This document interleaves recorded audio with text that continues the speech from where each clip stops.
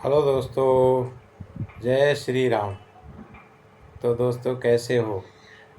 आशा करता हूँ कि भगवान रामचंद्र जी की कृपा से आप सब लोग ठीक होंगे और भगवान रामचंद्र जी की कृपा हमेशा आप लोगों के ऊपर बनी रहे, यही हमारी दिल से कामना है। तो दोस्तों, आप सुन रहे थे राधे श्याम रामायण। राधे श्याम रामायण में प्रसंग चल रहा था राम जी का वनवास। तो दोस्तों, राम जी का वनवास हुआ और राम जी पहले दिन यात्रा में निकले हैं। सारे अयोध्या जन साथ साथ में हैं और जितनी भी प्रजा थी सब सो गई। तो प्रभु ने सुमंत्र को जगाया और कहा कि कहीं गुप्त रास्ते से ले चलो, वरना प्रजा हमें छोड़ेगी नहीं। प्रजा साथ में ही चलेगी और साथ में चलेगी तो फिर ठीक नहीं होगा। तो दोस्तों, सुमंत्र ने इधर रथ में तीनों को बिठा के ले जाते हैं और इधर प्रजा जब सो के उठती है तो कहती है मेरे राम जी राघव जी कहाँ हैं, और परेशान हो जाती है। बिलख बिलख के रोने चिल्लाने लगते हैं। कोई कहता है इधर ढूंढो, कोई कहता है उधर ढूंढो, और आखिर में सब हार जाते हैं। तो फिर वापस कहते हैं 14 वर्षों के बाद भी अब संयोग होगा हमारा मिलना, और तो अयोध्यापुरी को लौट जाते हैं निराश होके। तो दोस्तों, आइए अब आगे की कथा सुनाते हैं। 14 वर्षों बाद फिर होगा ये संयोग, इस आशा का साथ ले गए अयोध्या लोग। श्रृंगवेरपुर में इधर पहुँचे रघुकुल नाथ, गुह निषाद आकर मिला कंदमूल के साथ। कहा नाथपुर में चलो, तब बोले श्री राम, 14 वर्ष न करेंगे बस्ती में विश्राम। कर जोड़ कहा तब सेवक ने, ये है तो यहीं रहूँगा मैं, वनवासी प्रभु की सेवा में कुछ दिन तक साथ रहूँगा मैं। प्रभु बोले क्या आवश्यकता है, वो बोला चाओ दास का है, सरकार न इसको ठुकराएं, ये हार्दिक भाव दास का है। मौन हो गए दयानिधि मानो है स्वीकार, सीमा हो जब प्रेम की तब फिर कहाँ विचार। इस प्रकार दिन ढल गया हुआ निशा का काल, एक वृक्ष की छाँव में लेटे दीन दयाल।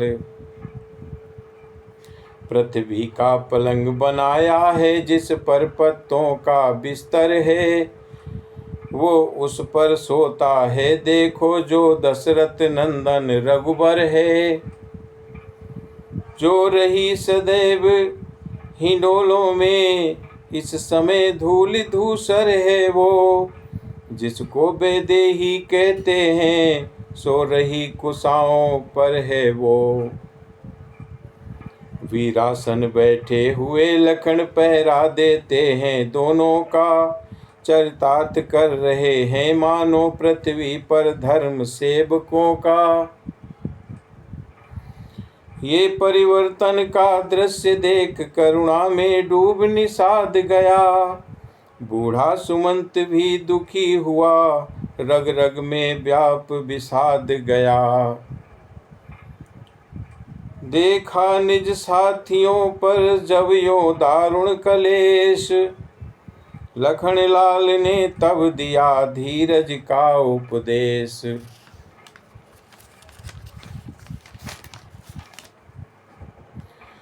आती बहार से नहीं सुख दुखों की बात, अपनी करनी हो सदा साधक बाधक भ्रात। जब ये संसार स्वप्न व्रत है तो उन्नति अवनति धोखा है। सपने का राजा और रंक होना अनहोना मिथ्या है।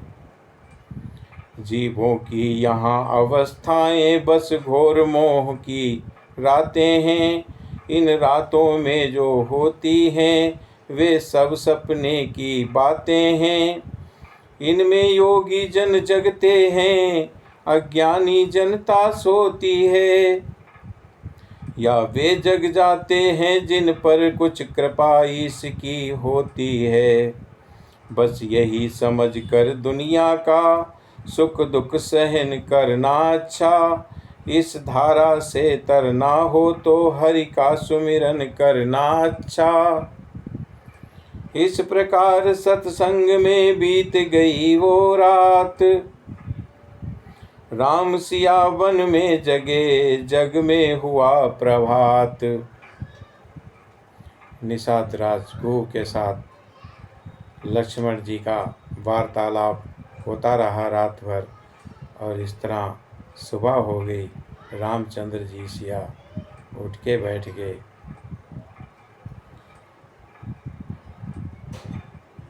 मंगवा कर बटका दूध वहीं सिर जटा बनाई रघुवर ने। मानो बिजली के साथ साथ बदलियां उठाई रघुवर ने। है नहीं शीश पर जटा जूट ये बन का ताज बिराजा है। बलिहार अयोध्या का राजा इस समय बना बन राजा है। महलों वाले या बन वाले दो ही तो जग में राजा हैं। वे रागी होकर राजा हैं, ये त्यागी होकर राजा हैं। इन दोनों ही राजाओं में त्रिभुवन का राजा रहता है। बस्ती में कभी दमकता है, जंगल में कभी महकता है। जटाजूट ही क्या सभी सजे बनों के साज। अवध बिहारी बन गए विपिन बिहारी आज। देख दशा ये उस समय हुआ सुमंत अधीर। हाथ बांध कहने लगा सुनो राम रघुवीर। देखा जाता है नहीं बन का ये श्रृंगार। वापिस चलिए अवध को रथ सन्मुख तैयार। सुमंत्र बोल पड़े कि प्रभु ये वन का श्रृंगार मुझे अच्छा नहीं लग रहा है, और चलिए प्रभु वापस चलिए, अब रथ तैयार है। हो गई कैकेयी की आज्ञा, वन में सरकार विराज चुके। बहु तेरे हृदय गगन पे प्रभु, वरदानों के घन गाज उठे। अब चलिए महलों को चलिए, जनता जीवित हो जाएगी। अपने राजा को सभा मध्य अब वही मुकुट पहनाएगी। प्रभु बोले ये बात अब बहुत हो गई दूर। पीछे फिरते हैं नहीं सती सिंह या सूर। भगवान रामचंद्र जी ने मना कर दिया कि ये बात तो बहुत पीछे रह गई, अब नहीं पीछे हटूंगा, अब तो मैं आगे ही जाऊंगा। और सुमंत्र से कहने लगे कि सुमंत्र अब तुम रथ वापस ले जाओ। मंत्री मंत्री बूढ़े मंत्री, यदि हमको आप चाहते हैं तो हम उस चाहत के नाते तुमसे बस यही मांगते हैं। जितनी जल्दी जा सकते हो उतनी जल्दी घर जाओ तुम। 14 वर्षों के लिए तात इस राघव को बिसराओ तुम। बूढ़ा मंत्री रो उठा, कहा कलेजा थाम। अच्छा इतना ही करो हे रघुनंदन राम। वैदेही बेटी को वन में रोते हम देख नहीं सकते, पत्तों पर और कुसाओं पर सोते हम देख नहीं सकते। इसलिए इन्हीं को लौटा कर कुछ प्राण दीजिए कौशल को। यदि ये भी वन की ओर गई तो मरा समझिए कौशल को। सीता जी को ही लौटाओ छाई ये ध्वनि में मैदानों में। सबसे पहले ये ध्वनि पहुंची सीता जी के ही कानों में। सीता ही उत्तर देने को मंत्री के सन्मुख बोल उठी, मानो लज्जा के ताले को व्रत की कुंजी से खोल उठी। जब मंत्री जी ने कहा कि कम से कम आप नहीं चलोगे, लक्ष्मण नहीं चलेंगे, तो कम से कम सीता जी को ही वापस भेज दीजिए, तो अयोध्या जीवित हो जाएगी, वरना अयोध्या मृत के समान है। तो जब तक सीता जी ने ये बात सुन ली और सीता जी खुद उत्तर देने लगी दोस्तों।